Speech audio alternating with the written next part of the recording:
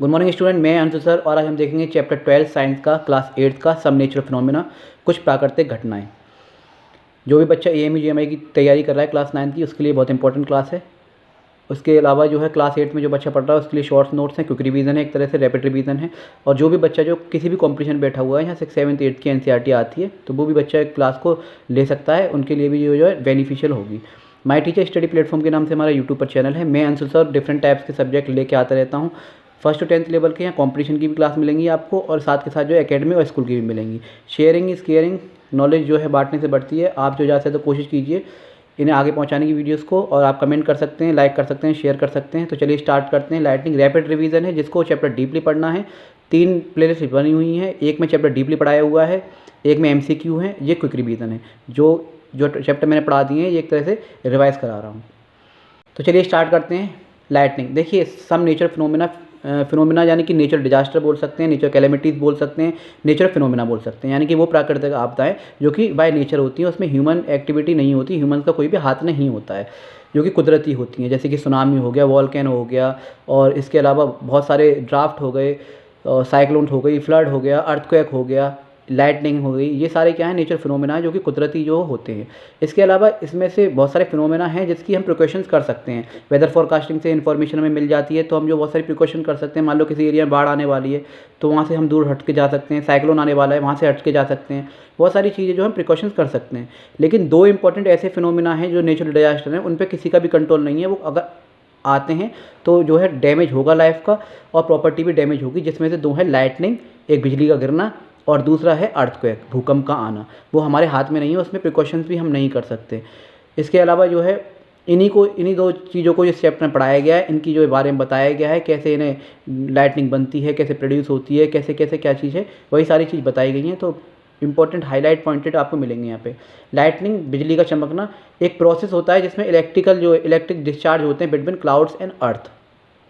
तो बिजली के बारे में, जो बिजली चमकती है उसके बारे में आपको वैसे पढ़ा चुका हूँ, फिर भी मैं समझाई दे रहा हूँ यहाँ पे। देखिए, जब क्लाउड फॉर्म होते हैं, जब मौसम ख़राब होता है, तूफान आंधी का मौसम होता है, तो क्लाउड जब फॉर्म होते हैं, बादल जब बनते हैं, तो चार्जेस होते हैं हमारे 2, एक पॉजिटिव चार्ज, एक नेगेटिव चार्ज।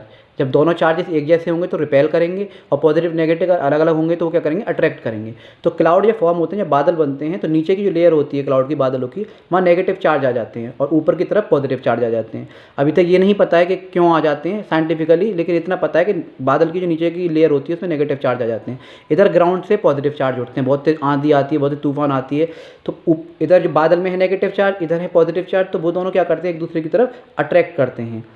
अब जब अट्रैक्ट करते हैं, अभी आपने देखा एक चार्ज अगर अट्रैक्ट करेगा तो स्पार्क करता है, लेकिन जब हजारों एक साथ जो है चार्जेस जो क्या करेंगे, अट्रैक्ट करेंगे, तो क्या होता है, फॉर्मेशन होता है लाइट का। तो इस तरह से क्या होता है, बहुत तेज आंधी आती है, तूफान आती है, इधर से नेगेटिव चार्जेस, इधर से पॉजिटिव चार्जेस, और बादलों में भी पॉजिटिव नेगेटिव चार्जेस होते हैं, जिसकी वजह से क्या होती है, लाइटनिंग क्या होती है, फॉर्म होती है। तो इसे एक्यूमुलेशन ऑफ चार्जेस कहते हैं। लाइटनिंग का फॉर्म होना एक्यूमुलेशन ऑफ चार्ज कहते हैं। The process of electric discharge between clouds and earth. Static electricity क्या होती है, स्टैटिक इलेक्ट्रिसिटी बोल सकते हैं, स्टैटिक चार्ज बोल सकते हैं।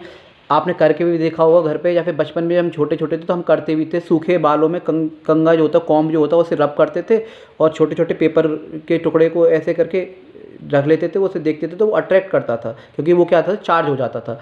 ऐसे ही आपने कभी देखा होगा, चेयर पे आप बैठते हैं, चेयर पे बैठ के जो है ऐसे फिंगर्स को कर लेते हैं, और कॉटन का कपड़े से जो आपको कोई जो क्या करता है, रब करता है, तो जब वो फिंगर पे रखता है, इतने में आपकी बॉडी चार्ज हो जाती है, तो वो स्पार्क करती है, आवाज़ आती है।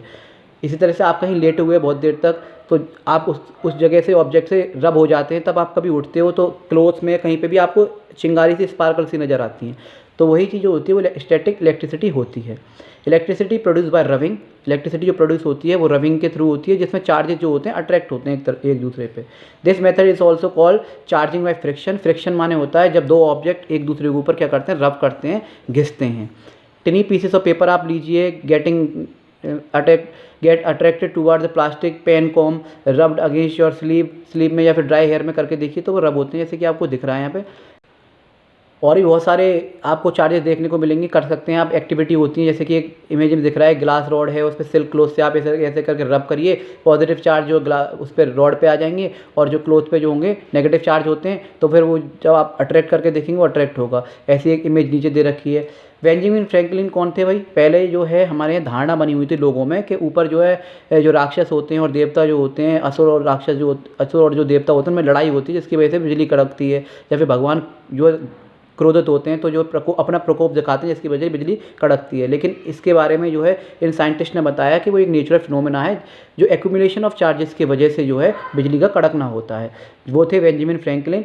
Found that there are 2 kinds of electric charge, जिन्होंने ये बताया कि 2 तरह के इलेक्ट्रिक चार्ज होते हैं, पॉजिटिव और नेगेटिव, जिसकी वजह से क्या होता है, ये सब इलेक्ट्रिसिटी जो है प्रोड्यूस होती है। The electrical charge on a glass rod when it is rubbed with a silk cloth is considered as positive, और the electrical charge in ebonite rod when rubbed with fur, wool और flannel is considered as a negative. तो negative charges कब होंगे, किस पे होंगे, और positive कब होंगे, किस पे होंगे, ये आपको याद होना चाहिए। देखिए बहुत सारी चीज़ें हैं जो एमसीक्यू में आती हैं, बहुत सारी चीज़ें हैं जो रिटन में पूछी जाती हैं, और बहुत सारी चीज़ें जो इंटरव्यू में आती हैं। तो नॉलेज जो है कभी बेकार नहीं आती। आप किसी भी चीज़ को डीपली पढ़ के जाइए, क्वेश्चन कहीं से भी बने तो आप आराम से कर सकते हैं, और बाकी सब जो है आगे काम ही आएगा आपके। लॉ ऑफ चार्जेस देखेंगे। लॉ ऑफ चार्जेस में क्या होता है, लाइक चार्ज हमेशा रिपेल करते हैं, जो एक जैसे होते हैं वो रिपेल करेंगे each other, and opposite charges are attract each other. Opposite charge जो होंगे वो अट्रैक्ट करेंगे ईच अदर पे। जैसे पॉजिटिव नेगेटिव क्या होंगे, आपस में अट्रैक्ट करेंगे, प्लस प्लस रिपेल और माइनस माइनस रिपेल, ये एक दूसरे की तरफ नहीं जाते। Lightning safety. लाइटनिंग सेफ्टी कैसे करनी चाहिए, बहुत सारी सेफ्टी होती है। आउटडोर अगर बाहर फंसे हुए हैं आप तब भी, और घर में हैं तब भी। अगर आप बाहर फंसे हुए हैं और गलती से अगर आपके हाथ में छाता है तो छाता को बंद कर लें। अगर बारिश हो रही है तो आप अम्ब्रेला को यूज़ कर सकते हैं, लेकिन अगर लाइटनिंग हो रही है, बिजली गिर रही है, बिजली कड़क रही है, तो अम्ब्रेला को यूज़ नहीं करना चाहिए, क्योंकि इसमें मेटल की रॉड होती है। लाइटनिंग जो है आपकी बॉडी में जो है आ सकती है और आपकी डेथ हो सकती है। तो इन चीज़ों को आप याद रखें। बाहर अगर फंसे हुए हैं तो खाली जगह पे चले जाएं, मेटल वेगेटल की चीज़ कोई ना हो, व्हीकल्स यूज़ ना करें इस टाइम पे। तो बिल्डिंग और हाउस इज सेफ प्लेस है वैसे तो। डू और डज डोंट ड्यूरिंग थंडरस्टॉर्म। तो और ख़ास करके घर पे अगर बिजली कड़क रही है तो ऐसे में जो हाथ नहीं वॉश करने चाहिए कभी भी टंकी से, और सब्ज़ी वगैरह को नहीं धोना चाहिए। बहुत सारी चीज़ें ऐसी होती हैं। इलेक्ट्रिकल अप्लायंसेस का यूज़ नहीं करना चाहिए, क्योंकि इसमें क्या होता है कभी कभी अर्थिंग आ जाती है। जैसे टीवी वगैरह इलेक्ट्रिकल अप्लायंसेस होती हैं, इन्हें हमें यूज़ नहीं करना चाहिए। आउटसाइड द हाउस, घर के बाहर, डोंट कैरी एन अम्ब्रेला, जैसे कि मैंने अभी बताया। ओवर हेड, कभी भी अम्ब्रेला को यूज़ नहीं करना चाहिए। Don't stay near all trees, जो टॉल ट्रीज़ होते हैं और लग गए यहाँ पे जो ऊंचे ऊंचे ट्रीज़ होते हैं उन पे जो कभी भी उनके सहारे, high rise building, electric poles, खंबे के पास कभी भी नहीं खड़े होने चाहिए हमें। Don't lie on the ground, ground पे कभी भी लेटे ना।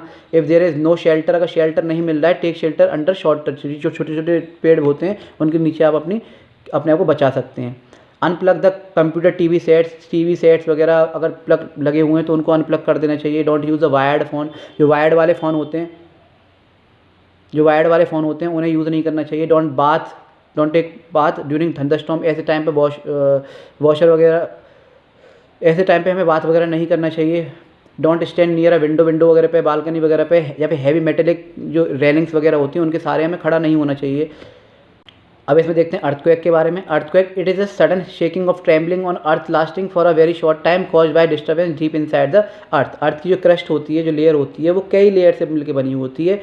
तो उनमें क्या होती है, प्लेट्स में आपस में क्या होती हैं, जिन्हें टेक्टोनिक प्लेट्स बोलते हैं, वो आपस में क्या करती हैं, जब रब करती हैं, फ्रिक्शन होता है उनमें, उसकी वजह से उसके ऊपर जो बिल्डिंग है, ब्रिज है, डैम है, कुछ भी है, तो उनको जो है नुकसान पहुंचता है। Cause of earthquake, volcanic eruption, man made explosion, ठीक है, dislocation of crust, movement of tectonic plates, ये कारण है। और अगर जो अर्थक्वेक जो है पानी के अंदर आता है तो फ्लड और जो है सुनामी आपको देखने को मिल सकती है। लेयर ऑफ द अर्थ की ऐसी लेयर होती है सबसे बाहर जिस पे हम रह रहे हैं उसे क्रस्ट बोलते हैं, उसके अंदर मेंटल, फिर आउटर कोर, फिर inner core. Crust consist of ocean and continent, जिस पे कॉन्टिनेंट और ओशियन है, जिस पे हम लिव कर रहे हैं। Mantle consist of semi solid material above which is crust floats. और core, the heavier material sank deeper to form the core, it has 2 part, जिसके इनर कोर और आउटर कोर होते हैं। प्रोटेक्शन अगेंस्ट अर्थक्वेक, अर्थक्वेक से कैसे बचें, भूकंप से सुरक्षा, बहुत सारी चीज़ें हैं। कंसल्ट एक qualified architecture and structural engineer, अच्छे से घर बनवाएं जिसमें जो अर्थ को जो है झटकों को झेल सके। Keep roofs as light as possible, जिस एरिया में भूकंप वगैरह ज़्यादा आते हैं तो वहाँ लाइट मटेरियल से घर बनवाएं। द कवर्ड और शेल्स वगैरह जो है वॉल्स में फिक्स ना हो। अर्थक्वेक्स अंडर द ओशियंस अगर आता है, float sometime generate a powerful sea waves, जो कि सुनामी देखने को हमें मिल सकती है।